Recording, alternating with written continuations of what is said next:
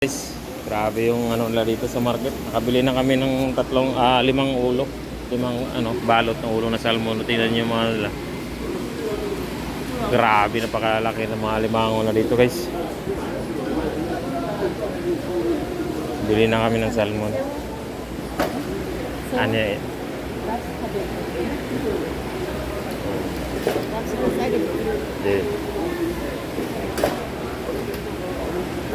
Ano? Ano mabili natin? Wala na lang. Magkano kay? Imanon. Imanon ipon. So, buhay pa yung mga ipon nila eh. Grabe yung ano nito eh. Magkano yung Imanon? 800? 800 nga. Ano, bili tayo ng ipon, Rods? Ikaw. Pero warang ayos na siguro. Ayos na yan, pare? Ang dami na nating nabili. Baka kasi ano eh.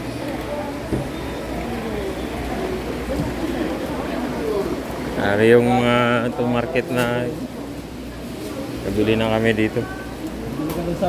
Salmon. Yun, kabili kami ng salmon ganyan. 5 balot. Ulam namin.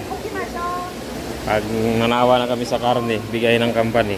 Ito naman, mga seafoods yung kakain namin. Tingnan mo yung isda nila dito sa market na.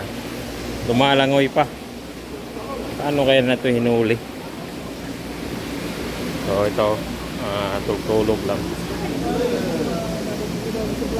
So ito, nalaking paano makakainin yan? Ang lalaban na yan pag lulutuin natin. Yan.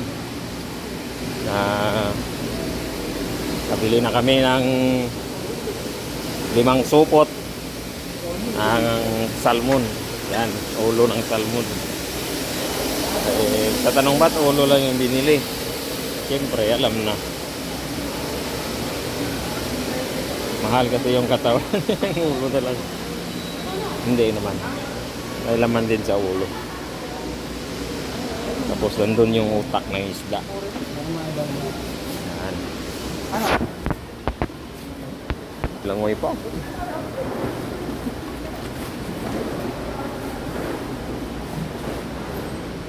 Oh, grabe yung isda nito. Malangoy-langoy pa. Paano kaya ito nainuli? Ito yung mga isda na sa labas.